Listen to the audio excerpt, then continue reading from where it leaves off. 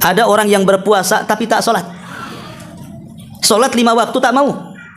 Tapi kalau sudah masuk Ramadan, puasa paling giat. Sahur bangun, terutama dekat maghrib, kupingnya langsung dipekak-pekakan kapan azan, kapan azan.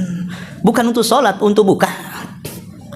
Nah ini yang terjadi. Padahal Syekh Utsaimin rahimahullahu taala mengatakan orang yang sholat ketika dia puasa maka pahala puasanya besar. Tapi orang yang tidak sholat kalau dia puasa tidak dapat apa-apa. Kenapa? Karena sholat menentukan baiknya puasa. Rasul mengatakan fa in saluhat salatuhu saluha sairu amalihi. Kalau baik sholatnya dianggap baik seluruh amalnya. Maka Ramadan adalah bulan puasa. Berpuasalah. Berpuasalah.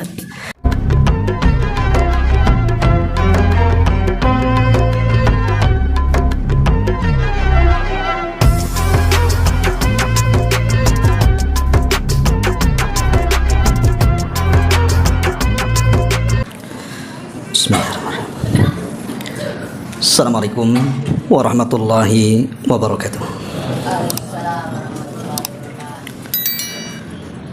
Alhamdulillah, wassalatu wassalamu ala rasulillah wa ala alihi wa sahbihi wa mawalah wa la hawla wa la quwata illa billahi wa ba'du. Alhamdulillah, di malam ini kita bisa duduk kembali di Masjid Ibadur Rahman. Salat dan juga salam kita hadiahkan kepada Rasul kita Nabi besar Muhammad sallallahu alaihi wa ala alihi wasallam. Sebagaimana permintaan DKM Masjid Ibadur Rahman, malam ini kita akan membahas seputar bagaimana menyongsong bulan Ramadan. Hadirin dan hadirat yang dimuliakan Allah Subhanahu wa taala. Kita tahu bahwa bulan Ramadan berbeda dengan bulan-bulan yang lainnya. Karena orang di bulan Ramadan dari segi ketaatan dan iman serta ketakwaan meningkat dibandingkan bulan-bulan yang lainnya. Sebut saja ibadah salat. Orang yang salat di bulan Ramadan jauh lebih banyak dibandingkan orang yang salat di luar Ramadan. Kita lihat, kalau datang bulan Ramadan tidak ada satupun masjid kecuali penuh dengan jamaah. Saking tidak muatnya kalau tarawih itu sampai ke teras-teras masjid. Bahkan tempat sandal pun jadi salat, tempat salat. Atau yang kedua, ibadah membaca Al-Quran. Tidak ada di bulan-bulan selain Ramadan orang yang banyak membaca Al-Quran melebihi bulan Ramadan. Kita lihat, kalau sekarang ini bulan Sya'ban, kita tidak mendengar ada corong-corong masjid malam-malam ba'da Isya membaca Al-Quran. Tapi nanti kalau sudah 1 Ramadan, 2 Ramadan dan seterusnya, hampir setiap malam, baik di musholahnya atau di masjidnya, semua mengumandangkan qiraatul Quran. Bahkan yang jarang membaca Quran pun tertarik untuk membacanya. Bahkan orang yang tidak bisa membaca Quran pun bisa mendengarkannya. Dan ini menunjukkan bahwa memang Ramadan berbeda dengan bulan-bulan yang lainnya. Atau yang ketiga, ibadah sedekah. Orang yang sedekah di bulan Ramadan itu sangat ramai sekali. Buktinya tidak ada satupun masjid kecuali membuka diri untuk iftar bersama. Dari mana tuh makanan dan minuman itu? Apakah tiba-tiba ada begitu saja? Tidak. Makanan dan minuman itu datang dari orang-orang yang bersedekah. Dan itu tidak ada di luar Ramadan. Kalau kita puasa Senin Kamis di luar Ramadan, kemudian berharap mencari iftar di masjid, tidak akan dapat. Kecuali beli di warung, bawa ke masjid. Kemudian juga ibadah puasa itu sendiri. Kalau di luar Ramadan, mungkin orang yang puasa Senin Kamis itu orang-orang tertentu saja. Apalagi sampai puasa Daud mungkin bisa itu dihitung dengan jari. Tapi kalau sudah masuk Ramadan, hampir semua orang berpuasa. Yang tidak sholat pun puasa. Preman betato pun ikut puasa. Semua ikut puasa. Anak-anak kecil saja diajari puasa. Dari sini menunjukkan bagaimana Ramadan itu memang berbeda dengan bulan-bulan yang lainnya. Kenapa? Karena ada ruh untuk semangat ibadah di bulan Ramadan. Maka malam ini kita akan membahas tentang bagaimana persiapan Ramadan supaya kedatangannya semakin merindukan.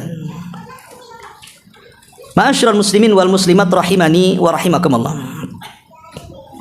Yang pertama, Ramadan wa syahrun nasri. Ramadan dan bulan pertolongan. Kalau kita mengacu kepada sejarah di zaman Nabi sallallahu alaihi wasallam, peperangan yang dipimpin Nabi sallallahu alaihi wasallam yang banyak dimenangkan Allah Subhanahu wa taala itu di dalam bulan Ramadan. Contoh saja perang Badar.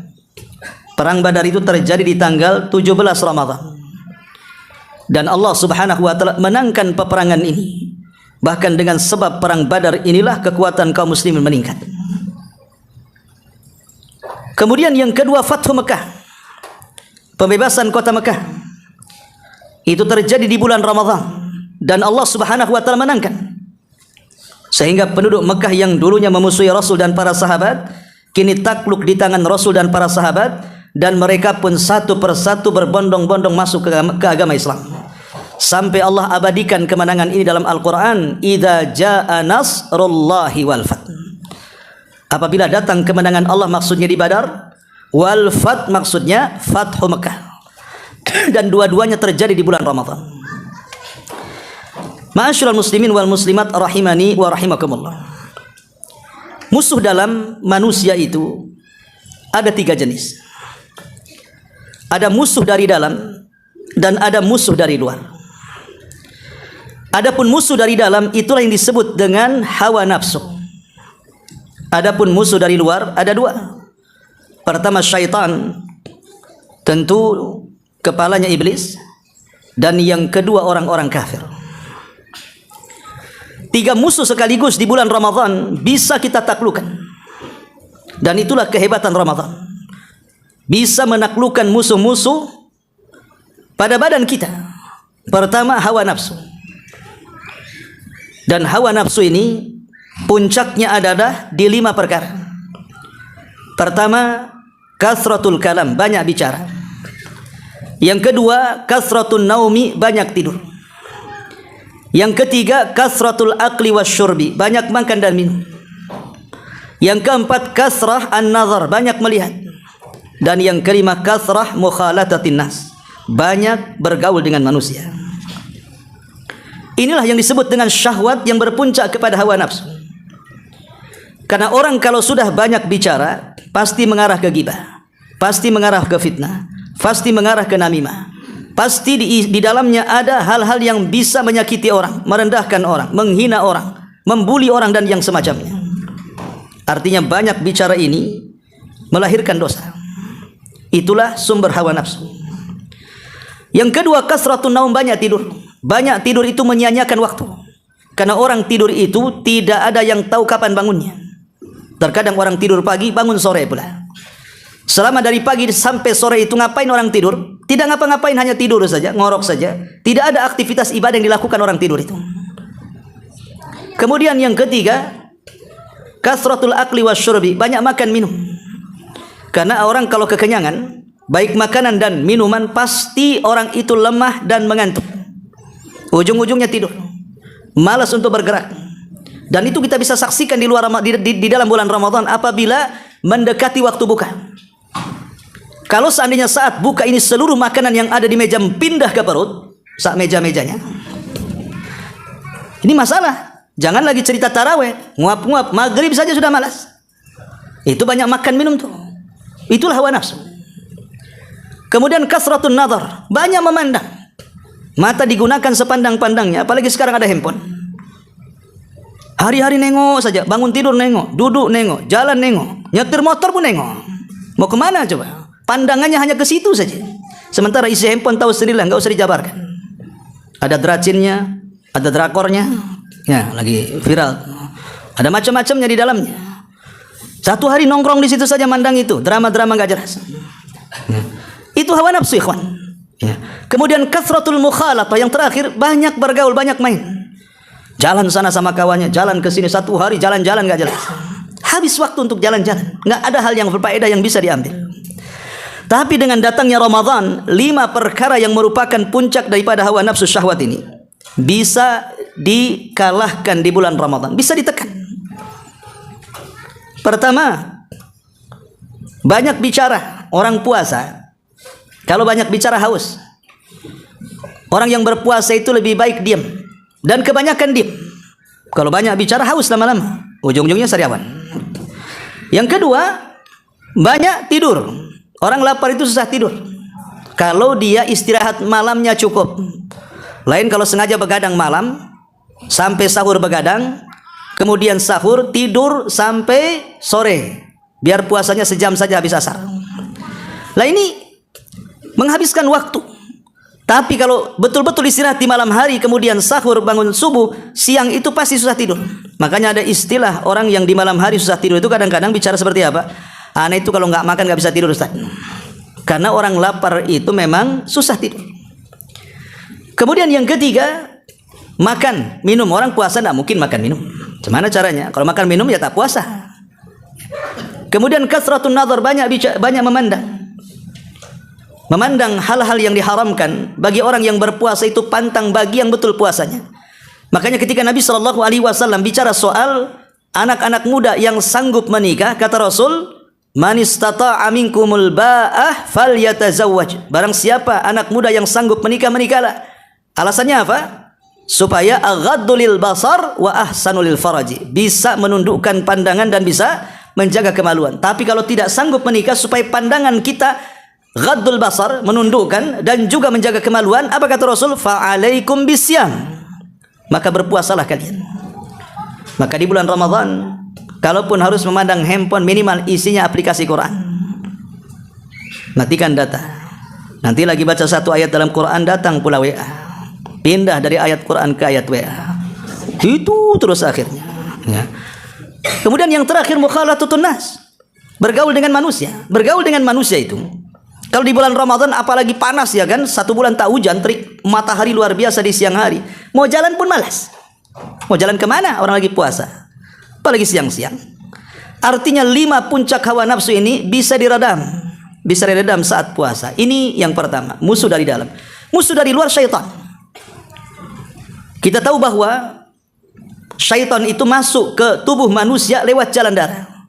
Nabi SAW yang mengatakan, inna syaitan yajri majra dam ibni Adam. Setan itu masuk dari jalan darah manusia. Orang yang berpuasa itu memperlambat jalan darah. Karena orang yang berpuasa itu lemah peredarannya. Artinya memperlambat setan itu masuk.